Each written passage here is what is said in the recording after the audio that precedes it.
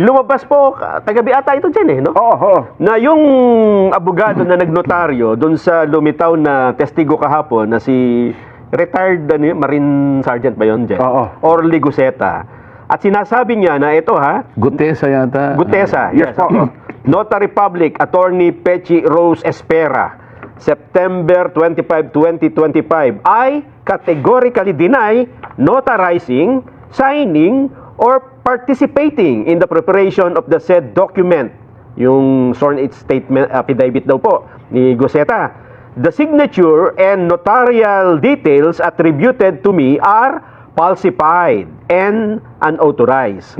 Ibig sabihin, hindi daw po siya ang nag-notarize noong dokumento, nung sinumpang salaysay ni Gutesa, bagamat nandun yung kanyang pangalan. Kaya ang sabi niya rito, yan ay hindi totoong dokumento. Sen.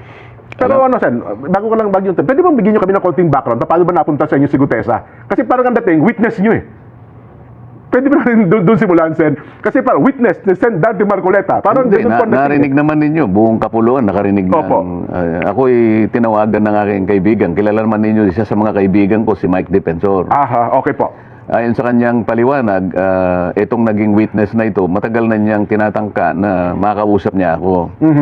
Lamang sa dami ng ginagawa natin dyan, hindi ko mapagbigyan talaga. Pero maliban doon, may mga iba pang mga personalidad Okay. na ginawan ko rin ng paraan na sana makontak din yung mga yon. Kaya lang, yung mga nauna ay hindi naman kaagad nagbigay ng pahayag na makikipagkita. Okay, opo. Ngayon, itong mga huling grupo na ito na nagsasabi, wala nga akong panahon sabi ko kay Mike Defensor. Lalo na ngayon, sabi ko, mag-aalas 2 na ng hapon. Mamayang alas 3, sabi ko, umpisa ng aming session. Aha, opo. Hindi kanya, siguro tingnan mo lang kasi meron siyang pakikita sa yung parang draft ng kanyang salaysay. Tungkol saan? Tungkol sa pinag-uusapan nyo doon sa Blue Ribbon Committee. Ano po ito? Lunes po ito? Martes? O this week lang po ito? Yung The day before. kailan ba kami nagkaroon ng huling pagdinig? Kahapon. Thursday po kahapon. Kahapon. Yun po yung mula alas 9. Di Miyerkules yun. So Wednesday, a day before. Oo, kasi Ayan. sabi ko, sige, nasaan ba kayo? Hindi, sabihin mo kung saan ka malapit para, hindi, andito ako sa Senado. Merong lugar dyan yung Seascape. Alam ko yun, sabi niya. Kasi yun, 5 minuto lang. Mula sa Senate. Mula sa Senado. Kaya, siyempre, inconvenience ko naman ang aking inaalala para makabalik ka agad ako. Opo. So, tiningnan ko yung, meron nga silang isang draft na pinakita sa akin. Ngayon, tinitingnan ko sa aking palagay, talaga baka akong sarili mong gawayan. Kasi, yung ibang mga pagkakatagalog kasi, pasensya na po kayo kasi hindi po ako Tagalog, Bisaya po ako. Taga saan ka baka ako? Masbate.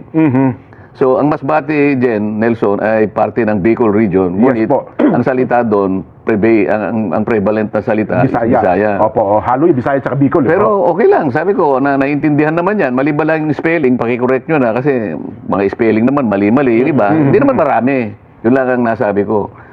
O sige ka, kung hindi ako magtatagal, sabi ko, Mike, paki-assistin nyo na lamang siya na ma-finalize yan kung...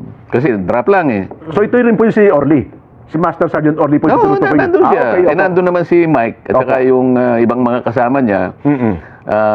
Ang requirement ko lang, sabi ko, siyempre, pandagdag naman na kumpiyansa sa akin yun. Ipanotaryo nyo naman, para hindi lang yung dinala nyo sa akin, walang notaryo. Bagamat alam ko naman na harap siya sa Blue Ribbon, hindi mo naman may iwasan na susumpa siya doon. At pagkasumpa niya, pababasa ko talaga yung nilalaman ng kanyang salaysay. Opo. At mula doon, pagtatatanungin na siya ng miyembro ng komite. Yun. Malinaw yun. Pero yung para sa akin lang na sa pansarili kong nagustuhan, yung pagbigyan niya sa akin, notaryado. Ayun. Para makatiya kayo. Para makatiya ko kasi siguro nung iwanan ko sila, mga 2:30 na siguro yon. Opo. May panahon pa naman silang kumuha o manap ng magnunotaryo. Umalis na ako noon. At sabi ko, bago ko umalis, sige, kung talagang buo sa loob mo at talaga namang gusto mong ihayag yan sa publiko, bukas ka ako, ang oras ay alas 9 ng umaga. Siguro 8:30 para nandun ka na, para makasiguro kang makapasok ka sa tamang oras. Yun po yung Webes. Yung Webes yun, oo. Okay, opo. So, yun ang pinagtapusan. Ngayon, kung darating siya, di okay. Kung hindi siya darating, okay din Ay, sa hindi akin. nyo rin expect na pupunta. Abay, sinabi ko nga, kung, Oo. kung talagang buo sa loob mo, di ba? Opo. Kung buo sa loob mo at tapat ka sa hangarin mo na mailahad mo yan, kasi nakalagay doon, ito po para sa bayan na lang, sabi niya eh. Oo. Binasa ko naman eh. O di, sa akin, kung darating ka, okay. Kung hindi ka dumating, wala namang nawala sa akin. Di ba? Eh, dumating. Ayun. O, tapos, pagdarating na sa akin, ilang bang kopya ang dala mo? Opo. Meron po ako rito 5 kopya. Ito pong 4, sabi niya, ay original. Opo. Okay? Asan ka ako yung hindi original? Ito pong huli. Binigay ko sa kanya yung huli. Yung Xerox copy, kinuha ko yung 4 na original. Kasi, ang balak ko, kaya kinuha ko yung 4, pagka-introduce ko sa kanya, bibigyan ko na ng kopya yung chairman, si Senator Lacson. Ping Lacson. At saka yung si Senator SP Soto. At yung iba, siguro kung sino yung katabi ko, saka ako, 4. Opo. Kasi babasa ko na sa kanya eh. Para lahat kami, meron kaming kopya, lalong-lalo na yung chairman at saka yung Senate President. Ganun na nangyari. Ngayon, ang sabi nila ngayon, nabasa ko rin sa dyaryo eh, para bang kinotes ko daw yung... Kasi, kaya ko lang na binanggit na, teka muna, dahan-dahan kang magbasa, Ayun, opo. dahan-dahan kang magbasa, kung ano yung nakasulat, huwag mong lalakta, parang kasi meron kang hindi nababasa. Alam din ni Senator Lacson yun dahil may kopya siya eh. Kasi doon sa pinakagitnang bahagi, meron siyang isang linya na hindi nabasa. Yung panapos ng papel, yung sa ilalim, Kinapos. merong nalalaktawan doon eh. Kinapos. Pero pala sabi Hindi ko naman alam na ganun yung binabasa niya. Ngayon, yung binabasa ko yung kompleto, bakit hindi niya binasa yung last line? Ipinalampas ko muna yun, baka magkamali. Tapos nung dumating na naman sa pangalawang pahina, nilaktawan niya na naman yung 2 pahina, ay yung 2 linya. Teka muna nga ako, basahin mo ng maigi. Opo. Alam ni Senator Lacson at saka ni Senator Soto at saka may yung hawak katabi din ko, ng kopya, siguro si Senator Win, kasi may hawak kami binabasa. Sinusundan namin yung binabasa niya, di ba? Opo. Lumalabas kasi sa social media. Sabi niya, sumagot siya, kasi po ito pong kopya ko, may putol yung sa baba. Ayun yung Xerox Kaya copy. ginawa ko, yung binigay niya sa akin, binigay ko sa kanya. Kanya galing lahat yun, hindi naman akin yun eh. So, yun po yung Xerox copy. Siguro pagkaka-Xerox. Oo, baka ganun na nangyari. Kaya ang ginawa ko, ako na nagsabi, yan, pagpalit muna tayo. Makita ko nga naman, putol yung... So lumalabas sinasabi nila ngayon, kino-coach ko na naman. Ayun po, saan ang lumalabas sa social media, TikTok, halos lahat, na lumalabas na kino-coach nyo raw yung itong si Hindi po, Master Sergeant yun Gutesa. pong binigay niya sa aking 4 na original, kinuha ko po yun sapagkat ang bala ko, yung isa, ibibigay ko kagad kay Senator Lacson na siya yung chairman. Yung isa naman, bibigay ko kay Senator Soto, siya yung Senate President. At kung sino yung katabi ko, bibigyan ko. Opo. At saka yung isa, para sa akin. Para pag binabasa na po niya, yung kanyang statement, nasusundan po namin. Ayun, opo. Kaya alam po ni Senator Soto ang sinasabi ko, na meron po siyang nalaktawan na isang linya nung una, pagkatapos yung pangalawa, 2 linya na po, hindi niya binabasa. Sayang naman. Kasi kung coach nyo, ang una magre-react yung may hawak ng affidavit. Di ba? Kasi alam po nila na hindi niya nabasa yung di sana sinansala ako ni alam niya. Sabi ko dahan-dahan ka. Dahan-dahan ka. Sabi ko, you have all the time, sabi ko pa. Para sa ganun, walang nalalaktawan. Yung binabasa pala niya, may kulang pala sa gitna. Meron ho bang question? Halimbawa, binabasa niya, bukod doon sa affidavit niya, ay iba ang nababasa niya doon sa kanyang... Hindi matutuloy doon sa pangalawang kasi Ayun, 2 may linya yung kulang. nawawala eh. Nawawala. Paano ko recording yun? Hindi mare-record yung sinasabi. Sakto yan, nakarecord Kasi sa magitan iba yung recorded eh. Yes, po. Kaya ang gusto ko, kung ano yung binabasa niya, Yun maski din sa yung record, ganun din. Yes. So, Basta ngayon, kahit babalikan mo yun, talagang may puto. Mapapakita ko talaga eh. Putol talaga eh. So, yun pala yun. O yun ang una. Yes. O ano pa yung isang may kinalaman dyan? Yung notaryo. Yung notaryo. Yes. O ganito. Yung si Orly ba yun? Orly Gutesa. Si Orly Gutesa, siya mismo pumunta doon sa ano Notary pangalan? Public. Binalikan niya eh kasi nagkamali po yung pagkaka-type yung pong December 6, 2025. Hindi po 25, 24 kaya binalikan ko po kanya. Ang ginawa po nila, kinurek lang nila tapos pinapirma sa akin. Doon sa mismong notaryo. O sige. Kaya alam ko na pumunta siya dahil nga sinabi pa niya na meron pong mali dito. Para siguro korekin din yung record na iniwan niya kasi kukuha ng kopya yung notaryo. Yes po, oo. Ngayon, pag-usapan natin na sinasabi ng abogada na notaryo na hindi niya pirma yon. Yung nakapangalan mismo po doon. O sige, sabihin na natin na maring hindi niya pirma, no? Granting na hindi niya pirma. Ngayon, sino ang maglalagay doon sa, kasi yung notaryo sa bandang baba, merong nakalagay doon, doc number, Opo. page number, Yes. book number, series of 2025. Paano niya makikita yung notarial register ng abogadong nagnotarya? Makikita mo niya anong doc number may ilalagay niyo, anong number?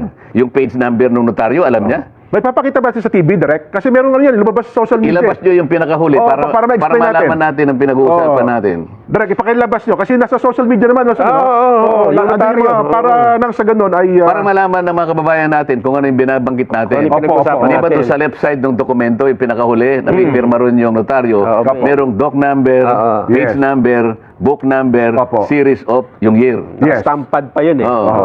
Di yun, ano? Sige po, hinahanap daw po, Pagkatapos, sir. yung sinasabi niya, yung notarial yung notarial details niya, hindi raw siya yon. Opo.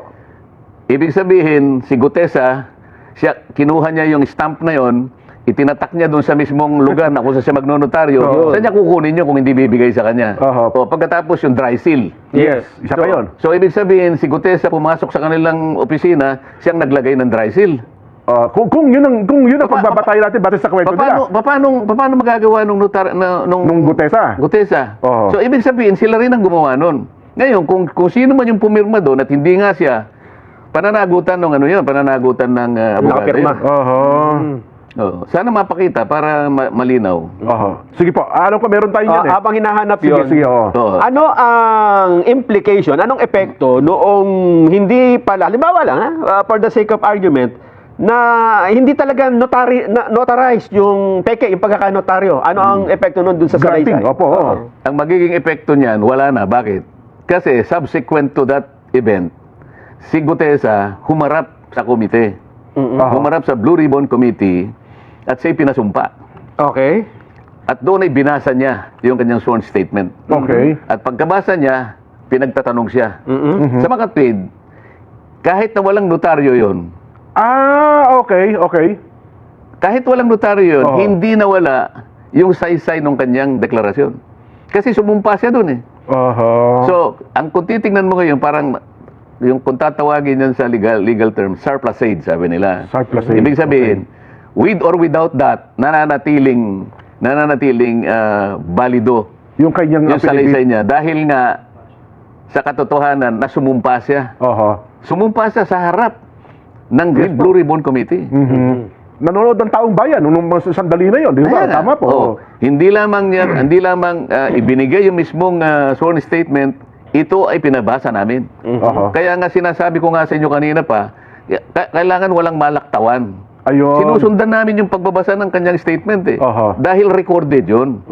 Recorded yun. Paano kung halimbawa, tingnan natin ang record, yung isang linya nawala. Pagkatapos sa susunod na linya, wala na naman. Kulang-kulang yung binasa niya. Magkakaroon ng problema doon. Ayun. Kaya ako pinaulit sa kanya, ulitin mo, dahan-dahan ka lang. Para recorded. Sa kanya yun, salita niya yun eh. Oh. Ito sa ano to? Okay na raw. Ipakita natin sa telebisyon yung binabanggit o yung dokumento.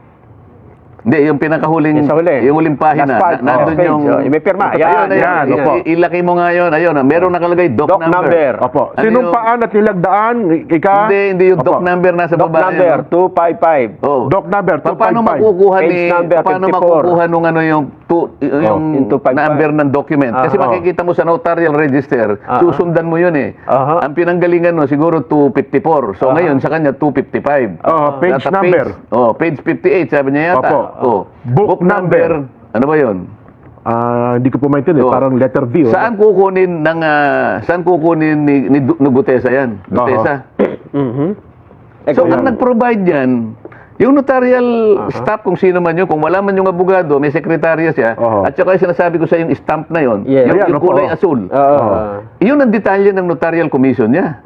Ibig sabihin, si Gutesa, nakuha niya yung stamp na yun, siya mismo nag-stamp na gano'n, at nakuha niya yung doc number, nakuha niya yung page number, nakuha niya yung book number. Pagkatapos, dyan sa mismong lugar ng detalye na yan, meron dry seal yan. Foreign dry seal. Nakita nyo, may dry seal. May dry seal. So, sa mga tweet, pati dry seal, nakuha ni Duterte. Paano niya mapapasok yung opisina? Yun daw pong Kung pirma. sasabihin niya na hindi niya pirma, nasa sa kanya yun. Ayun. Pero, hindi po pwede na si Duterte ang pumirma niyan kasi sila nang gumawa lahat eh. Ayun. So, Tapos may kasalanan dyan ang notarial kung sino man doon sa kung sino notarial man, office. kung sino man. Bakit? Ba't mo pinayagan na mailagay lahat ang detalye na yan? Pakukuha ko yung kanyang notarial register. Pagka tumama dyan, ibig sabihin sila yung naglagay niyan. Hindi si Gutesa. Hindi ba matatamper yun, Sen? Halimbawa? Hindi matatamper yun. Tuloy-tuloy yung number niyan. Kasi makikita. pagkatapos Pag tinanggal. ng isang buwan yan, o kung merong ano yan, I-report nila. i-report mo sa RTC na kung saan nakakuha ka ng komisyon.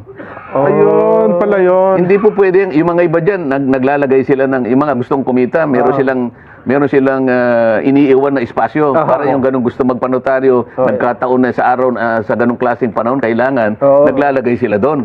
Post-dated, parang gano'n. Yung mga ganun, unrelated. lalo na, halimbawa, yung mga 2 years na anong ganyan, nahanap ng ganyan. Ng puwang. Ay, ngayon, mahigpit ngayon, kaya i-report mo yung notarial register mo, makikita mo tuloy-tuloy yan. Opo. Masasabihin ako, yung notarial register ng abogada na yan. Opo. Ibig sabihin, tatama doon sa ginawa nila. O, notarial register na, ibig sabihin, nakuha ni Gutesa yung kanilang notarial register. Imposible yun. Nako, Oh. Ang problema pa pala yung peteche na yun pagka nagkataon. Baka akala niya, hindi siya subject to disciplinary action. Oho. Oo. Kaya kung sasabihin niya, okay, hindi ko pirma yan, maaari. Pero ikaw ang nag-facilitate para yung notarial details mo at saka lahat ng nakalagay doon, doc number, page number, book number, walang kinalaman yung Gutesa na yun. Kahit kailan hindi niya makikita at hindi niya alam kung saan niya kukunin yun. Maliban ako, sinabi yung sandali yan, nakugub ang kanyang opisina, no? Oh, imposible naman yun. Imposible. At halimbawa, Sen, may nakapanood dyan at dyan din nagpanotaryo. Nako. At ipakita, dyan ka kami nagpapanotaryo, yan talaga yung pumipirma. Yari yung Si attorney. Yung talagang gagawin natin dyan, para makita yung katwiran dyan, yung notarial register, pasasabpi na natin. Ayun. Makikita mo, para ko nang nakita, tatama doon sa page number, doc number, page number, book number. Yung tatlong yun. Kasi yung series of, yung year lang, madali naman yun, 2025 eh. Pagka sinabing nawawala po bigla nawala. Bahala na kayo gumawa ng conclusion. So, kabida natin, halimbawa, talagang yung pirma doon, kasi meron siyang pirma eh. Kung hindi ba nakuha natin ng staff natin? Pagkaraniwan kasi yung mga staff, kasi kung minsan wala yung basta, Wala yung bugado mismo. ano lang sa kanya, Viber mo nga sa akin lang, babasahin ko, kanya gano'n. Pag binasa niya, okay naman sa kanya. O sige, kanya, inotaryo mo. Pwede pumirma yung mga gano'n ang ginagawa ng iba eh. Kasi kung minsan wala siya doon eh. Hindi naman lagi maghapon yun, nakabantay doon sa kanyang notaryo. May bayad kasi yun eh. Yes po. Hindi ko na alam ngayon kung magkano yung bayad sa mga notaryo. Ang sabi ng isang senador, hindi ko na babanggitin para hindi na kayo mag-away-away. Kung mapapatunayan nating peke ang notaryo, mawawalan ito ng bisa at bababa ang kredibilidad ng testigo. Sinabi ng isang senador. Oo. Sinabi niya. Ano yung senador? Abogado po ito. Senador na abogado? Abogado. Sige po, oo. So, paano po yun, Sen? Baka siyang bumaba ang kalidad. Kasi, hindi ba niya alam, nandun kami, ewan ko kung nandun siya, no? Pero sinasabi ko, sumumpa yung witness. Okay. Si Gutesa. So ano man yung pagkukulang, halimbawa, aminin na natin kunwari lang, granting na talagang hindi yung pumirma, granting na nakuha ni Gutesa yung pangtatak. Yung Stamp na meke. Yung stamp. Pagkatapos nakuha pa niya yung notarial register na nakatago Pati yung mga numero. Makapal na libro, journal yun eh. Opo. I-assume natin na alam niya kung saan niya kukunin yung number. Siya yung naglagay, ano? Pagkatapos nakuha niya yung dry seal, at siya yung naglagay ng dry seal. Okay? O, di peki talaga, no? Kaya lang sumumpa nga siya. Humarap siya sa komite. Pagkatapos, binasa niya yung kanyang sworn statement. At pagkatapos nun, in-interpellate siya. Pinagtatanong pa po siya doon. Buong bansa ang nakikinig. Parang, ang ibig lang sabihin nun, nawala na, kay notaryo wala. Hindi. Doon na napunta eh. So, kaya yung curative effect nung nandun na yun. Kaya wag mo sasabihin na nawalan ng visa yung. Kung halimbawa, private document lang, halimbawa, deed of sale, baka sakaling maniwala ko. Hindi naman na subject sa ano yun eh. Ito merong committee eh. Ayun. Di ba? So, kung pumunta doon, halimbawa, natapos po siya ng kanya pinanotaryo, wala rin diferensya yun, Sen. Ano yan, natapos siya. Walang notaryo. Sinabi nyo, pwede ba yung statement mo, ipanotaryo nyo after nun siya humarap sa pagdinig? Oo, kung kakailanganin pa. At para lamang lahat ng nagdududa masatisfy kahit hindi na kailangan. Eh, sige, panotaryo nyo uli. Wala namang problema kung panotaryo mo. Ayun, ayun pala ang ibig sabihin nun. Oo. Well, doon Alam mo, hahanapan na lang ng ano. Diyan mo makikita. Hahanapan ng butas. Oho. Diyan po kayo magpakatalino. At ang gagawin kasi diyan, ang lahat sasabihin nila, oh, tingnan mo si Senator Marcoleta. Opo. Siguro siyang may kagagawan diyan eh. Ayun na nga po, lumalabas ngayon. Wala po akong kinalaman kasi ang binilin ko sa kanila, kung talagang buong loob mo at talagang ikaw ay naniniwala na dapat mong ihayag yan, bukas kailangan 8:30 nandun ka na sa Senado. Para kasi 9 o'clock ang umpisa, 8:30 kasi dami pang pagpasok mo, dami mong pipirma, dami mo, no? Para makapasok ka, magpakaaga ka ng konti. Oho. So, ako naman nakikipagsapalaran, kung darating, di darating. Kung hindi darating, hindi dumating. Oho. Nako. So, yun ho pala. So, nasagot na yung dalawang tanong. Nason, ano? Oh, yun doon tayo. Well, sabi naman nila, Sen, surprise ito, para bagang may konting pagdududa rin po. Mismo atang chairman, sabi niya, Hindi parang na-coordinate. Hindi na-coordinate. Wala daw hindi courtesy.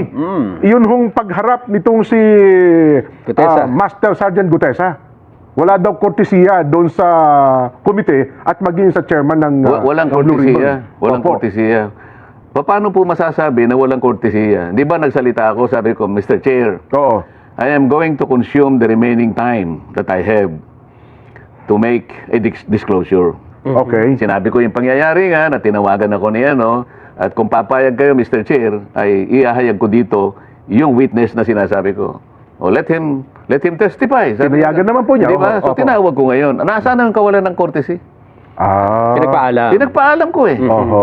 Hindi ko na biglang nagsasalita, Mr. Chair, ito po, iupo nyo rito. Ay, wala naman ganun. Oho. Nakikita naman po ninyo ang lahat ng nangyari. Kayo po ang higit na nakakaalam dahil napanood po ninyo pati yung paraan kung paano ko po siya inihayag Oho. sa gitna ng committee. Oho. Ayun. At wala namang tumutol, Sen, di ba? Oh, ito. Doon sa ano? Yan ang pag-usapan natin. Oo. Hindi, ganito yan. Kailangan po, alam ko po matatalino kayo. Kailangan lang po, mabilis po kayo sa, wag po kayong yung ibig sabihin kailangan maging mabilis kayo na ma-analyze nyo yung pangyayari. Kasi kung minsan Opo. minsan segundo lang minsan minuto lang Opo. Di ba? Oo. Tingnan po ninyo, nung siya ay makapagsalita na, Opo. Matapos sa kanya. nung matapos na yung ano niya, Sinabi niya. open na siya ngayon for interpellation. Napansin po ba ninyo? Walang nagtanong. Oh, ano po ba ang ibig sabihin nun? Walang naging interesado. Hindi po. Nabigla. Sari-sari na po yun. Hindi nila inaasahan na merong ganun. Mukhang nabigla ang marami. Pangalawa, ina-analyze nila kung may palagay ko kanya credible ito. Ngayon po kasi pag ang isang testigo, alam po ninyo, mahalata ninyo na siya nagsasabi ng totoo. Kung tayo po ay nasa courtroom at tayo, alam mo, abogado kayong dalawa. Jen. Opo, oo. Abogado kayong dalawa, kayo ang Halimbawa, ikaw opo. ang prosecution. O, siya ang depensa, Si Nelson, defense. Oho. O criminal. Ako yung judge. Opo. Pinresent ni Nelson ngayon. Defense Oho. Nakita mo dyan na... Kasi ma-anticipate mo, abogado ka eh. Siyempre po, oo. Naririnig mo. Credible. Oo. Ikaw din kakabahan ka kung hindi mo alam kung itatanong mo. Kasi alam Siyempre, niya eh. nabigla ho tayo doon, Oo. sa ganong sitwasyon. Oo.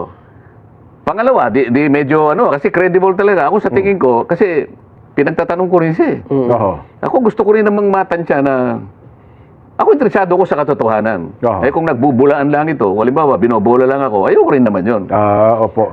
Pero kayo ba yung na-test nyo? Halimbawa, itong si Gutesa, na-test nyo na baka naman kwento-kwento mo lang yan. Tines Gutesa. ko binabali-baligtad ko siya. Ayun. Teka muna nga ako. Oho. Nakalagay dyan sa na isang maleta. Opo. Gaano kalaki yung maleta? Pag pinatay, anong klaseng maleta kako? Yung yung Rimowa. Ba, mahal pa yung mamahalin pa yung kanyang Hindi kasi yung Rimowa, talagang matibay yun. Yes po, metal yun eh. O ilan ang laman? Ba't ko ako nasabing 48 million ang isang maleta? Oho. Meron po kasing label. Anong...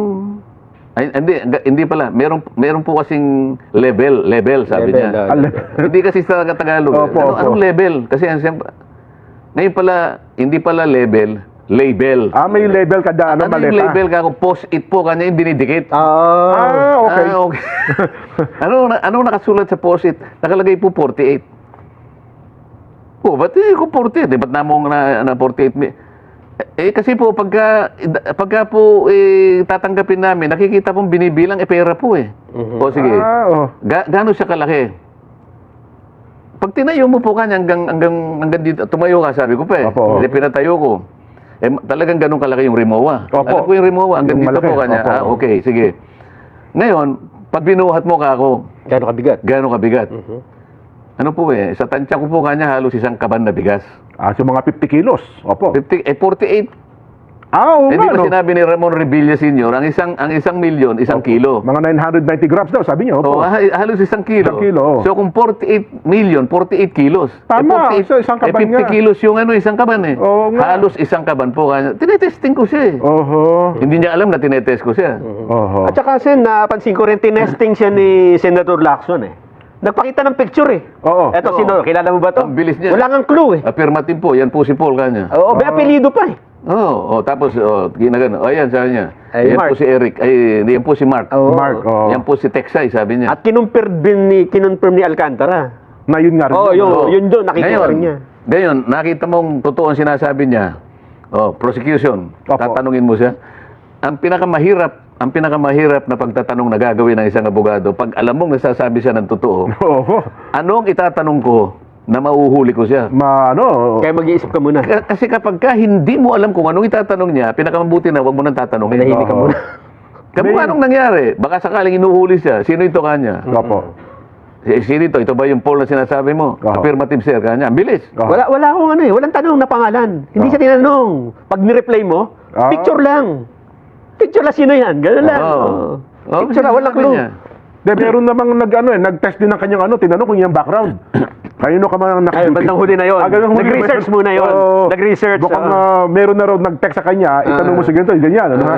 Mukhang tama pa yung Ang sagot dami niya. nang nagte-text doon sana. Opo. Nakikita ko, ako napangiti-ngiti lang ako. Kasi ako, hindi ko talaga kilala yan. Opo. Yung tao na yan. Tinesting ko siya kung totoo. Basta takot, yung ginawa kong pag-testing sang-ayon sa akin, mukhang nagsasabi siya ng totoo. Kaya, nilabas ko siya. Oo. Kasi kung kahit na dumating siya doon, pagka yung iba-iba yung sinasabi niya, huwag na lang pare, sasabihin ko. Mia Sen, ituloy natin yung laman, yung mga sinabi nitong si Gutesa. Pero para lang po mailatag natin yung ating magiging box populi sa araw na ito.